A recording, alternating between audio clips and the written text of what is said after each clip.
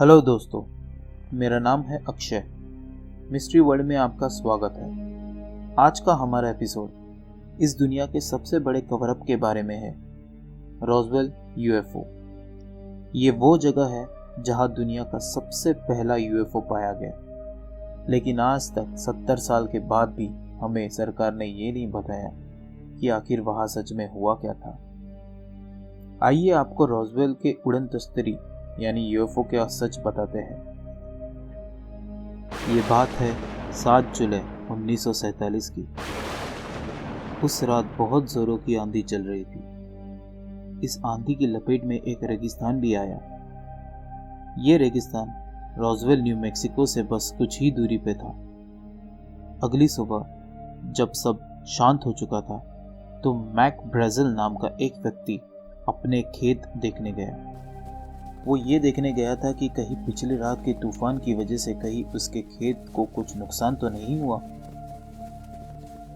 वो जैसे ही उसके खेत के पास पहुंचा तो उसे कुछ अजीब चीजें दिखाई दी जो उसने पहले कभी नहीं देखी थी। उसे लगा कि पिछली रात की आंधी की वजह से ये मलबा उसके खेत में आया होगा, लेकिन वो मलबा किस चीज का था वो उसे समझ में ही नहीं आ रहा था। उसने उस मलबे के कुछ हिस्से को उठाया और अपने घर ले गया। उसने वो मलबा अपनी बीवी बच्चों को दिखाया। उन्हें भी वो किस चीज का मलबा है कुछ समझ में नहीं आया। मैक ब्रेजल की बीवी और बच्चे दोनों उन चीजों को देखकर हैरान थे। उस मलबे में से कुछ चीजों के ऊपर बैंगनी रंग के हायरोग्लिफिक्स बने हुए थे। वो चीजें सिल्वर टिन फॉइल की तरह दिख रही थी। मैक की बीवी ने जब उनमें से एक पदार्थ को उठाया तो उसका कोई वजन उसे महसूस ही नहीं हुआ। यह देखकर वो और हैरान हो गई।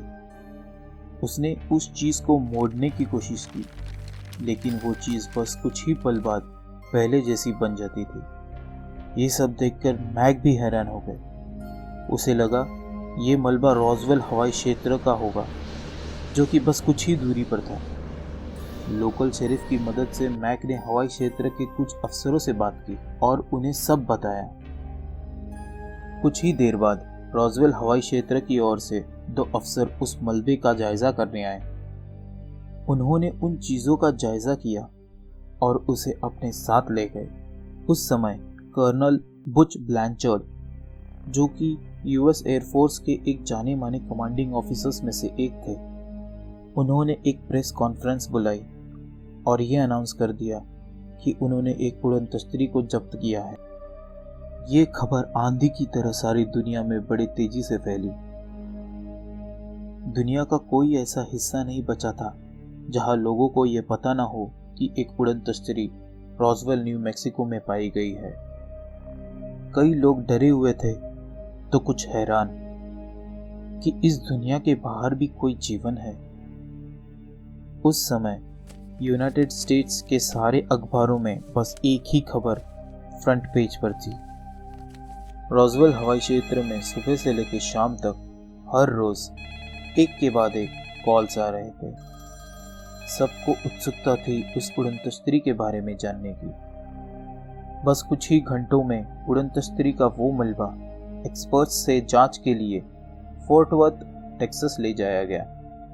ब्रिगेडियर जनरल रॉजर रेमी, उन्होंने उस मलबे की जांच की और तुरंत ही ये घोषणा कर दी कि ये मलबा किसी उड़न तस्तरी का नहीं है।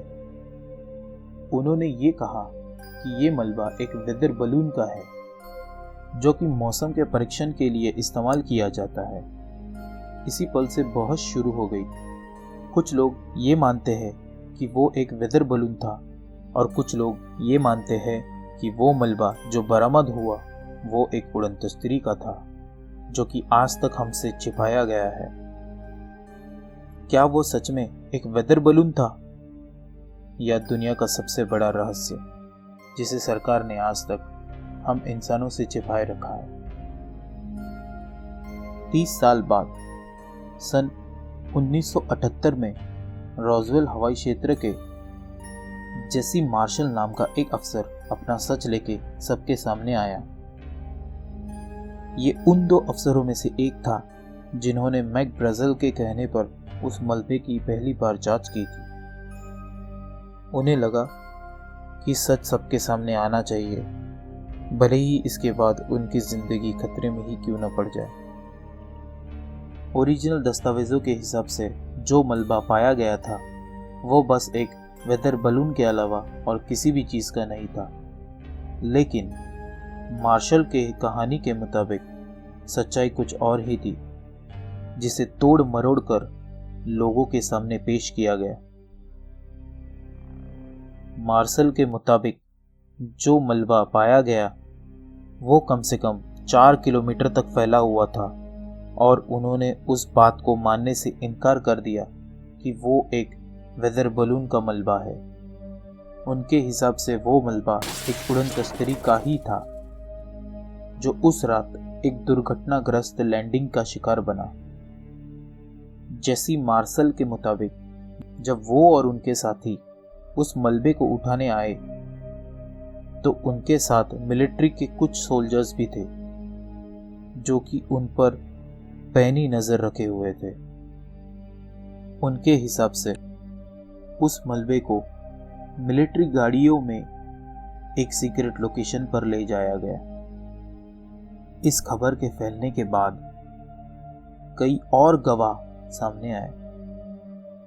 इन्हीं गवाहों में से एक जेरल्ड एंडरसन नाम का एक व्यक्ति जो कि उस समय 5 साल के थे, सबके सामने आए और अपनी कहानी बताई। जेरल्ड अपने पिता और अंकल के साथ कुछ पत्थरों की तलाश कर रहे थे।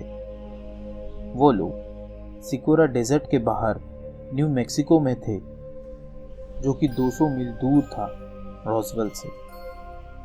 जेरल्ड के मुताबिक एक बहुत बड़े डिस्क के आकार की उड़न तश्तरी उनके सामने दुर्घटनाग्रस्त हो गई। उन्होंने उसमें 4 एलियंस को देखा, जिनमें से 2 मर चुके थे और 2 घायल थे। उन्होंने एलियंस के बारे में ये बताया कि वो कद में 4 फुट के थे, जिनके सिर एक आम इंसान के मुकाबले काफी बड़े थे। उनके चेहरे पे कोई एक्सप्रेशंस या हाव भाव नहीं थे। ऐसे बहुत से गवाह हैं जो कि एक के बाद एक सामने आए।